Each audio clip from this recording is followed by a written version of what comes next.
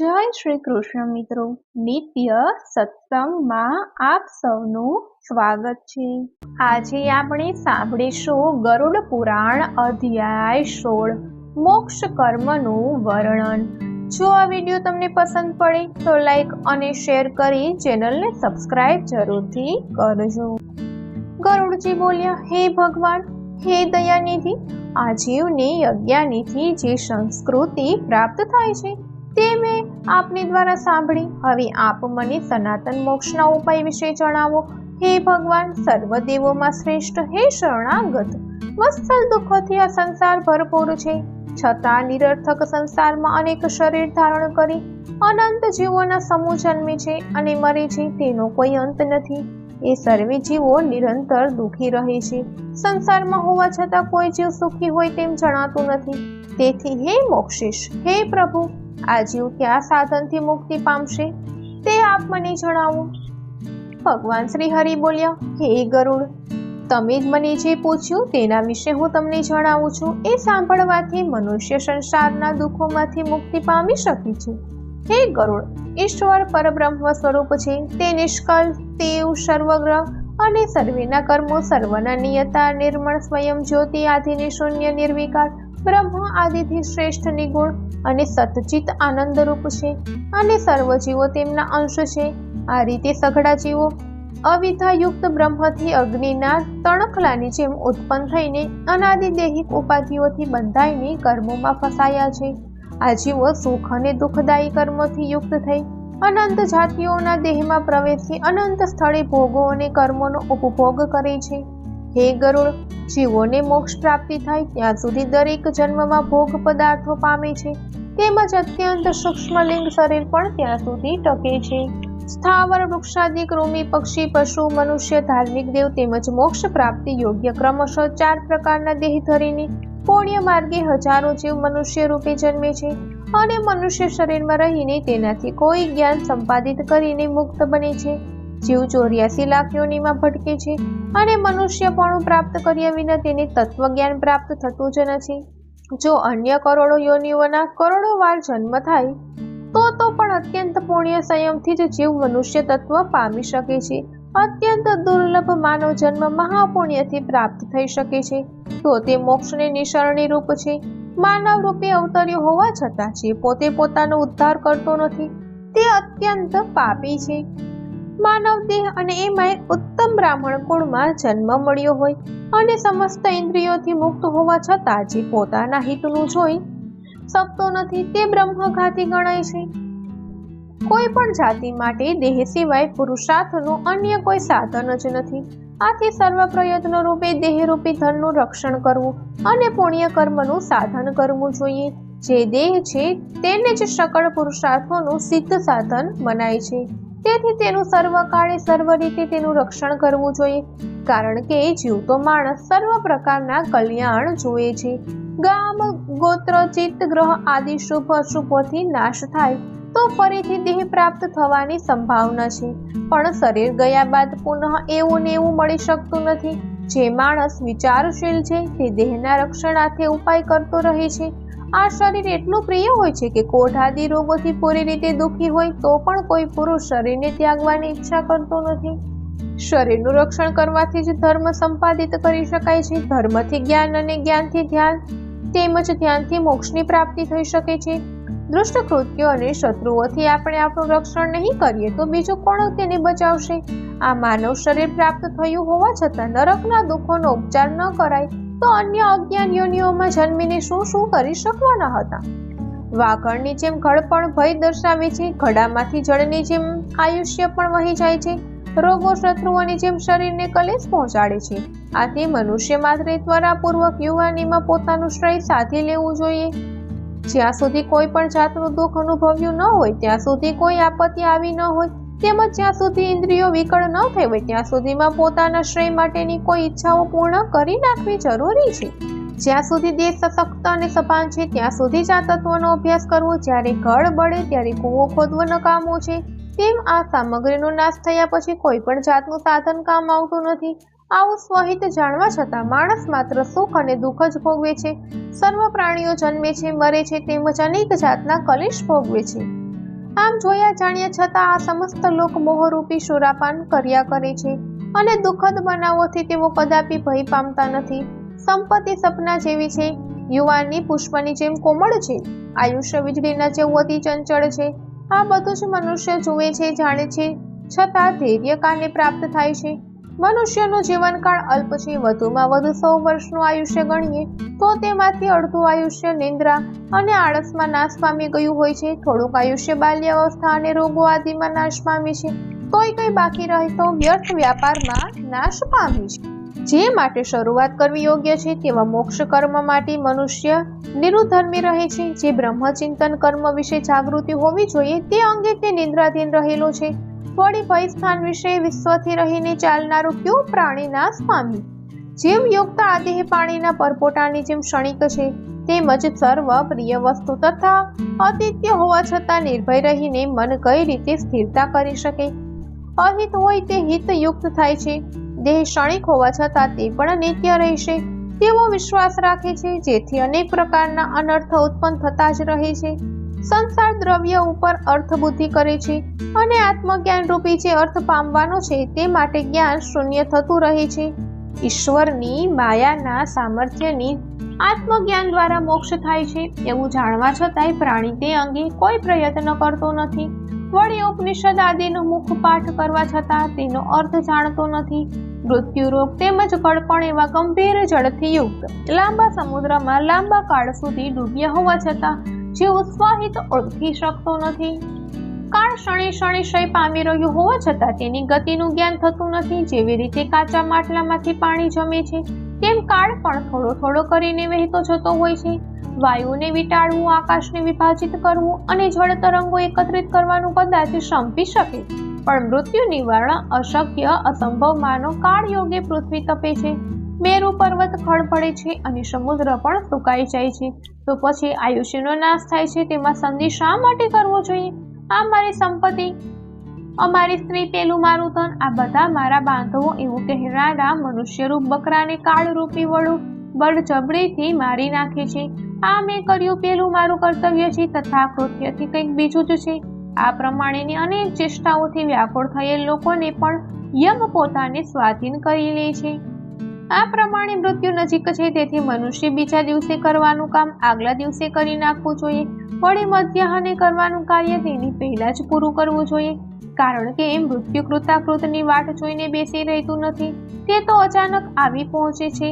હે જીવ, ખડતરરૂપી આયુષ્યના માર્ગમાં વ્યાધિરૂપ સૈન્યધારી મૃત્યુરૂપી શત્રુથી ઘેરાવાનો છું એમ જાણનારો તું પોતાના ઈષ્ટદેવ સામે કેમ જોતો નથી? તૃષ્ણારૂપી સોયામાં પોરોવાઈને અને વિષયરૂપી ઘીમાં તળાઈને રાગ દ્વેષરૂપી અગ્નિ પર પકાવા થતા મનુષ્યને મૃત્યુ પક્ષી જાય છે. બાળ, તરુ, વૃદ્ધ તથા ઉદરમાં રહેલા ગર્ભને મૃત્યુ પ્રાપ્ત થાય છે. આ આખું જગત મૃત્યુયુક્ત છે. આ જીવ અત્યંત પ્રિય દેહનો ત્યાગ કરીને યમપુરીમાં જાય છે તો તેનાથી ઓછી પ્રિયતાનો સંબંધ હોય કે જેમ કે સ્ત્રી, પુત્ર, માતા અને પિતાનો સંબંધ નાશ પામે, તેમાં શું આશ્ચર્ય? સમસ્ત સંસાર દુઃખનો મૂળ છે. જ્યાં સુધી સંસાર વાસના હોય ત્યાં સુધી દુઃખી સંસારનો ત્યાગ કરવાના જ સુખી બને છે. એ સિવાય અન્ય કોઈ સુખી નથી. આ સંસાર છે તે જ સમસ્ત દુઃખોનું ઉત્પત્તિ સ્થળ માનવામાં આવે છે અને આપત્તિઓનું પણ તે સ્થાન છે, તેમજ સમસ્ત પાપોનું આશ્રય સ્થાન પણ એ જ છે. તેથી જ તેનો તત્કાળ ત્યાગ કરવો જરૂરી છે. જો કોઈ માણસ લાકડા કે લોખંડ જેવા દ્વર્થ પાપોથી બંધાયેલો હોય તો તે પણ મુક્તિ પામે છે, પણ સ્ત્રી અને પુત્રની મમતામાં સપડાયેલ પુરુષ કદીય મુક્ત થતો નથી. આ જીવ અંતઃકરણને જે વસ્તુઓ ગમે છે તે અંગે પ્રીતિ રાખે છે અને પરિણામ સ્વરૂપે તે હૃદયમાં લોખંડના ખીલાની જેમ ખટક્યા કરે છે. સમસ્ત કર્તવ્ય કર્મોની આશા રાખનાર શરીરમાંના ઇન્દ્રિયો રૂપી લૂંટારાઓથી પતાય છે, તો એ દુઃખની તો વાત કઈ રીતે કહેવી?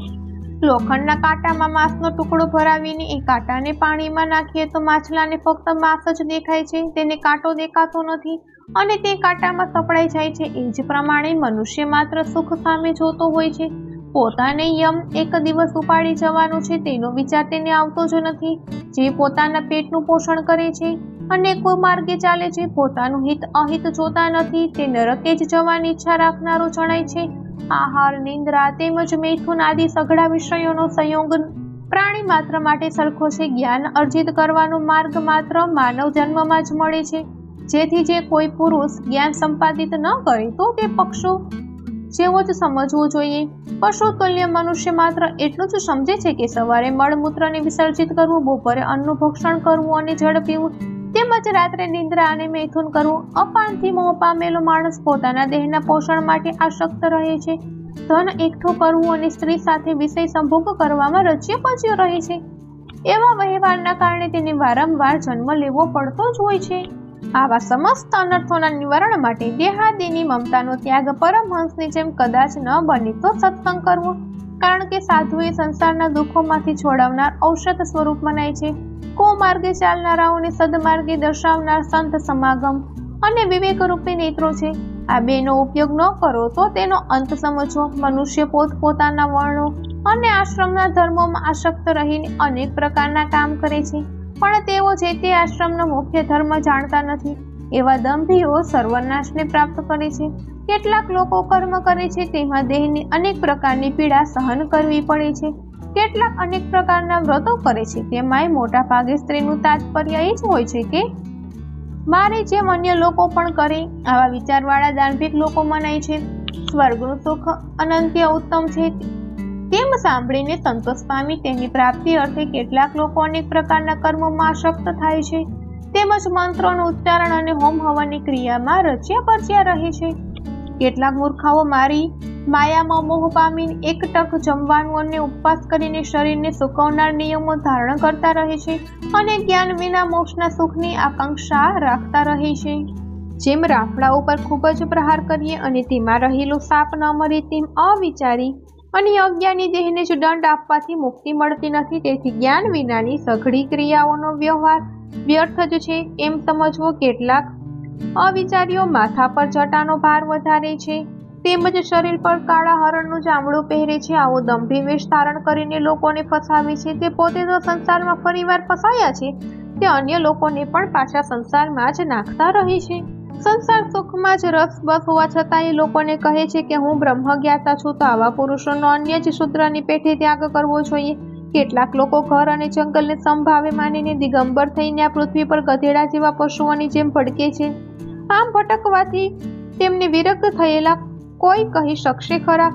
માટી અને ભસ્મમાં આળોટવાથી જો મનુષ્યોને મુક્તિ મળી જતી હોય તો કૂતરા કાયમથી આળોટે છે તેઓ મુક્ત બને છે ખરા? જો પાંદડા તેમજ જળનો આહાર કરવાથી જ મુક્તિ મળતી હોય તો જંગલમાં શિયાળ, ઉંદર, હરણ આદિ એ જ પદાર્થોનો આહાર કરતા હોય છે તેઓ શું મુક્ત થયા ખરા? જન્મથી માંડી મૃત્યુ સુધી ગંગા આદિ તીર્થોના કિનારે વસનારા ડેડકા અને માછલા આદિ હજારો પ્રાણીઓ રહે છે તેઓ યોગી કહેવાશે ખરા? કબૂતરો ખેતરમાં અનાજ લણી લીધા પછી જમીન પર પડેલા કણ એકઠા કરી પોતાનું ગુજરાન કરે છે અને ચાતક ક્યારે પૃથ્વી પર પડેલા જળનું પાન કરતા નથી તો તેઓ કોઈ વ્રત પાડનારા કહેવાશે ખરા? હે ગરુડ, વર્ણ્યા યુગ ધર્મ આદિ સમસ્ત કર્મો ફક્ત લોકરોજન અર્થે જ છે. મોક્ષનું કારણ તો માત્ર તત્વજ્ઞાન જ છે. દંભ રહિત હોય અને શાસ્ત્રોનું યથાર્થ જ્ઞાન ન થયું હોય તો તેઓ પણ શાસ્ત્રરૂપી મહાકૂપમાં પડી રહે છે અને પશુની જેમ કબજે થઈ જાય છે પણ મુખ્ય તત્વને પામી શકતા નથી. વેદ અને શાસ્ત્રરૂપી ઘોર સમુદ્રમાં અવળી દિશામાં તણાવવા છતાં કામ, ક્રોધ આદિ જ 6 દુશ્મન રૂપી મગરથી મરાયેલા હોવાથી સાથોસાથ અત્યંત કુતર્કી બનીને રહેતા હોય છે. વેદ, આગમન અને પુરાણોને જાણનાર હોય અને કદાચ પરમાત્માના તત્વને તે ન જાણતો હોય તો તેનું આખું પ્રવચ કાગડાના કાકા જેવું મોટે ભાગે સૌની સાથે વિરુદ્ધ મત હોવા છતાં આ મેં જાણ્યું છે, આ મારે જાણવું જ છે એવા ચિંતનમાં વ્યાકુળ રહેતા હોય છે. વાક્ય, છંદ, નિબંધ, કાવ્ય, અલંકાર આદિથી સુસજ્જ હોય પણ તત્વજ્ઞાન ન હોવાને કારણે તે પુરુષ ચિંતાગ્રસ્ત અને વ્યાકુળ ઇન્દ્રિયો વાળો બને છે. ગુરુના ઉપદેશ વિના ફક્ત કુતર્ક કરી પરમ તત્વને જાણવાની ઈચ્છા વાળો અત્યંત કલેશ પામે છે. વળી તેનો શાસ્ત્રોનો અવળો અર્થ સમજાય છે અને તે તેની ઊંધી વ્યાખ્યા પણ કરે છે. કેટલાક વાંચનારાઓ અન્યોને અનુભવ લેતા નથી અને અન્યોએ ઉપદેશ કરે છે. કેટલાક વેદ શાસ્ત્રનો પાઠ કરી અરસપરસ ઉપદેશ કરવા માંડે છે પણ અનેક ભોજનમાં રહેતી કડછી કે ચમચો કોઈ પણ ભોજનનો સ્વાદ ન પામે તેમ પરમ તત્વને તે જાણતા નથી. માથું પુષ્પને શોભાવે છે પણ તેની સુગંધ નાક ગ્રહણ કરે છે. તેમ વેદશાસ્ત્ર જાણનારને સારાંશ ન સમજાય તો તેનો અન્ય કોઈ ગ્રહણ કરી લે છે. આત્મહૃદયમાં હોવા છતાંય તેનું જ્ઞાન પામવા માટે જેવી રીતે ગોવાળ પોતાની બસલમાં બકરીનું બચ્ચું હોવા છતાં કૂવામાં જુએ છે, તે મૂર્ખાઓ શાસ્ત્ર ભણીને તેમાં મોહિત થતા રહે છે. આ જાણી લીધું છે તથા જાણવાનું છે એવી આશા રાખી સર્વ બાબતો જાણવાની ઈચ્છા કરે તો તે દેવોના 1000 વર્ષ પૂરા થઈ જાય તો પણ તેને શાસ્ત્રોનો અંત જણાતો નથી. શાસ્ત્રો અનંત છે, તેના અધ્યયન આરંભે કોટી વિઘ્નો આવે છે. તેથી હંસ જેમ દૂધમાંથી સાર તત્વ ગ્રહણ કરીને જળનો ત્યાગ કરે છે, તેમ ચતુર પુરુષે તેમાંનો સારાંશ ગ્રહણ કરી લેવો જોઈએ. જેમ ડાંગર ઈચ્છનારો ડાંગર કાઢીને થોથાનો ત્યાગ કરે છે, તેમ બુદ્ધિશાળી પુરુષે સમસ્ત શાસ્ત્રોનો અભ્યાસ કરીને તત્વને ઓળખી લેવું અને શેષ નિરુપયોગી વાતોને ત્યાગ કરી દેવી જોઈએ. જે અમૃતપાનથી તૃપ્ત થયો છે તેને બીજો આહાર જેમ નિરુપયોગી છે તેમ હે ગરુડ, તત્વ જાણનાર છે તેઓને બીજા શાસ્ત્રો જાણવાની જરૂરત રહેતી જ નથી. હે ગરુડ, વેદાધ્યાનથી મુક્તિ નથી, તેમજ કેવળ શાસ્ત્ર પઠનથી પણ મુક્તિ નથી, માત્ર જ્ઞાનથી જ મુક્તિ છે. મુક્તિ માટે બ્રહ્મચર્યાદી આશ્રમોનું કારણ નથી તથા બીજા 6 દર્શનમાંના કોઈ પણ દર્શનનું પણ કારણ નથી. વળી સકળ કર્મો કરવાનું પણ કારણ નથી. મુક્તિ મળવાને માત્ર અજ્ઞાનનું જ કારણ જાણવું જોઈએ. મુક્તિ આપનારો ગુરુ ઉપદેશ મુખ્ય કારણ છે. બીજા વિદ્યા કેવળ વિટંબણા જ જાણવી, કેમ કે સમસ્ત પર અનેક જાતિના લાકડાનો ભારો છે. ક્ષણ એમાં સંજીવની વનસ્પતિનું મુખ્ય જાણવું એ લાકડાની બરાબરી બીજું કોઈ લાકડું કરી શકતું નથી. અધિતરૂપ તે શિવ પદ તે ગુરુ ઉપદેશથી ક્રિયા તથા અયશ મહેનત વિના પ્રાપ્ત થાય છે. જે વસ્તુ ગુરુ ઉપદેશથી અન્ન સિવાય પ્રાપ્ત થાય છે તે કોટિયું વિધિ વેદાધ્યાન કરે તો પણ પ્રાપ્ત થઈ શકતી નથી. પરોક્ષ અને અપરોક્ષ એવા ભેદથી જ્ઞાન 2 પ્રકારનું છે. પરોક્ષ જ્ઞાન કેવળ અધ્યયનથી પ્રાપ્ત થાય છે અને અપરોક્ષ જ્ઞાન માત્ર વિચારથી જ પ્રાપ્ત થાય છે. કોઈ 2 બ્રહ્મની સાથે જીવને અભેદ માને છે અને બીજા એ ભેદ માને છે, પરંતુ નિરાભિમાની થઈને વાસ્તવિક તત્વ અભેદ રૂપી છે તેને કોઈ પણ જાણતા નથી. મોક્ષના 2 સ્થાન છે. વિષયક અને મમતા ધારણ કરવાથી કર્મ બંધન થાય છે અને મમતાનો ત્યાગ કરો તો મોક્ષ પ્રાપ્તિ થાય છે. જે કર્મથી કર્મ બંધન થાય નહીં તેને ક્રમ કહેવામાં આવે છે. તેનાથી જે વિદ્યા વડે મુક્તિ અપાય છે એ જ વિદ્યા કહેવાય છે. કર્મોમાં બંધાય તે કર્મ માત્ર સલાની ચતુરાઈની જેમ પરિશ્રમ છે એમ સમજવું. જ્યાં સુધી કરેલા કર્મોનું ફળ પામવાની ઈચ્છા હોય, જ્યાં સુધી સાંસારિક માયા હોય અને જ્યાં સુધી ઇન્દ્રિયો અસ્થિર માયા હોય ત્યાં સુધી તત્વજ્ઞાનની પ્રાપ્તિ થઈ શકતી જ નથી. જ્યાં સુધી દેહાભિમાન મમતા પ્રયત્ન હોય, સંકલ્પ વિકલ્પ અને કલ્પનાઓ મનમાં રહેતી હોય, જ્યાં સુધી અંતઃકરણ દ્રઢ શરીર ન હોય, જ્યાં સુધી શાસ્ત્રોનું ચિંતન થતું ન હોય, તેમજ જ્યાં સુધી ગુરુની કૃપા ન હોય ત્યાં સુધી તત્વજ્ઞાન પામી શકાતું નથી. જ્યાં સુધી કૃપા ન હોય ત્યાં સુધી તત્વજ્ઞાન પામી શકાતું નથી.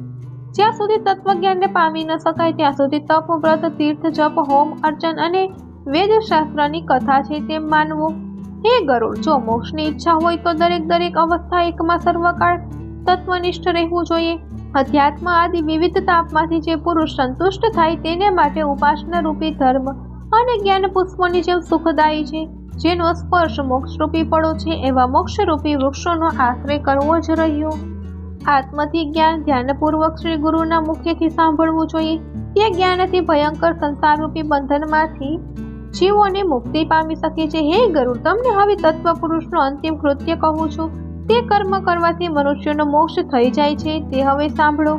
અંતઃકાળ સતી આવે ત્યારે સમસ્ત ભયનો ત્યાગ કરી દેવો. અસંગરૂપ શાસ્ત્રથી વાસના તેમજ દેહ આદિ પર પ્રીતિ રાખનારા પુત્રો આદિનો ત્યાગ કરવો. ધૈર્યવાન પુરુષે ગૃહ ત્યાગ કરી બહાર નીકળીને કોઈ પુણ્યદાયક તીર્થમાં સ્નાન કરવું. પવિત્ર અને એકાંત પ્રદેશમાં વિધિપૂર્વક આસન કરવું. અંતઃકરણપૂર્વક પવિત્ર ઓમકાર મંત્ર જપવું અને શ્વાસ ચિત્ત મેળવીને મનનું નિયમન કરતા રહેવું. બુદ્ધિની સહાયથી સર્વ ઇન્દ્રિયોનું નિયમન કરવું તેમજ અનેક પ્રકારના કર્મોથી વિક્ષિપ્ત બનેલ મન બ્રહ્મમાં સ્થિર કરવું. આ પ્રમાણે આત્માને મનમાં સ્થિર કરીને પરમપદ રૂપી બ્રહ્મ હું જ છું એમ ચિંતન મનન કરતા રહેવું. હે ગરુડ, જે મનુષ્ય અંત સમયે મારા સ્મરણ સહિત પ્રણવાત્મા બ્રહ્મનું ચિંતન કરતા કરતા દેહ ત્યાગે છે તે ઉત્તમ ગતિ અવશ્ય પામી જ છે. જે પદને દંભીઓ અને વૈરાગ્ય વંચિતો પણ પામતા નથી એવા ઉત્તમ પદને શ્રેષ્ઠ બુદ્ધિશાળી પામી જાય છે. હે ગરુડ, આવા બુદ્ધિમાન કોણ છે તે હું તમને જણાવું છું. જેને ગંધ અને મોહ દૂર થાય છે, જેને પુત્ર કલત્રનો ત્યાગ કર્યો છે, જે આત્મતત્વના વિચાર અંગે પરનિષ્ઠ છે અને કોઈ ફળ પામવાની આકાંક્ષા રહી નથી, તેમજ સુખ અને દુઃખ આપનારા ચિત્ત ઉષ્ણ કેન્દ્રમાંથી યુક્ત એવા લોકોને અવ્યય પદ પામે છે. જ્ઞાનરૂપી ધરામાં સ્નાન કરવાથી મનુષ્ય મોક્ષ પામે છે. તે ધરામાં સત્યરૂપી જળ હોવાથી રાજદ્વેષરૂપી મગર હારી જાય છે. દ્વટ વૈરાગ્યનો આશ્રય કરીને અનન્ય ભાવે મારું ભજન કરનારો પૂર્ણ દ્રષ્ટિવાન છે અને તે પ્રસન્ન અંતઃકરણ ધરાવે છે. તે જ મોક્ષ પ્રાપ્ત કરે છે. પોતાના ગૃહનો ત્યાગ કરી અન્યાસન થઈ તીર્થમાં મરણ પ્રાપ્તિ માટે ગમન કરે છે. અયોધ્યા, મથુરા, ગયા, કાશી, કાંચી, અવંતિકા અને દ્વારિકા સાતમાંથી કોઈ પણ એકમાં મરણ પામનારને તરત જ મોક્ષની પ્રાપ્તિ થાય છે. હે ગરુડ, આ પ્રમાણે જ્ઞાન વૈરાગ્ય વાળો મોક્ષ સંબંધી ધર્મ મેં તમને કહી સંભળાવ્યો. એ સાંભળવાથી મોક્ષની પ્રાપ્તિ થાય છે. તત્વવેતા મનુષ્ય મોક્ષે જાય છે, ધાર્મિક સ્વર્ગે જાય છે, પાપી દુર્ગતિ પામે છે તથા પંખી આદિ જીવોનો જન્મ મૃત્યુરૂપ સંસાર પામે છે. આ પ્રમાણે સમસ્ત શાસ્ત્રોનું સારાંશ મેં તમને કહી સંભળાવ્યો. હવે તમને બીજું કંઈ સાંભળવાની ઈચ્છા હોય તો કહો. સૂતજી બોલ્યા. આમ ગરુડજીએ ભગવાનના મુખથી તે સઘળું વૃત્તાંત સાંભળ્યું અને હાથ જોડીને ભગવાન શ્રી હરિને વારંવાર નમસ્કાર કરીને કહેવા માંડ્યા, હે ભગવાન, હે સર્વદેવોમાં શ્રેષ્ઠ, આપે મને અમૃતરૂપી સર્વકથા કહી સંભળાવી અને સંસાર સાગરમાંથી ઉગાર્યો. હવે મારા સમગ્ર સંદેહ નાશ પામ્યો છે અને હું કૃતાર્થ થયો છું. એમાં કોઈ શંકાને સ્થાન નથી. આમ કહીને ગરુડજી ભગવાનનું ધ્યાન ધરવા વિરાજિત થયા. ભગવાનનું ધ્યાન કરવાથી ભગવાન આપણી દુર્ગતિનો નાશ કરે છે અને સદગતિ આવે છે.